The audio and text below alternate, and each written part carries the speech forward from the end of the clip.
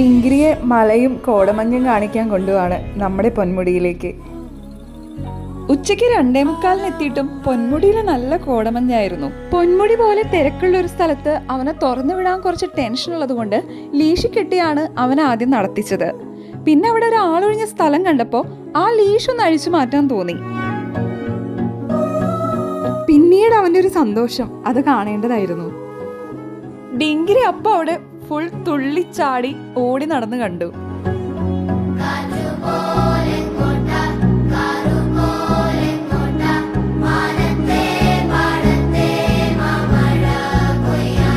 ലീഷില്ലാതെ വിട്ടാലും ഡിങ്കിരി നമ്മുടെ കൂടെ തന്നെ ഉണ്ടാവും. അങ്ങനെ നമ്മൾ 3 പേരും പൊന്മുടി മൊത്തം കയറി ഇറങ്ങി കണ്ടു. അങ്ങനെ 3 മണിക്കൂർ ഓടിച്ചാടി നടന്ന് ക്ഷീണിച്ചപ്പോൾ ഡിങ്കിരി അവന്റെ ബാഗിൽ കയറി ഉറങ്ങാൻ തുടങ്ങി.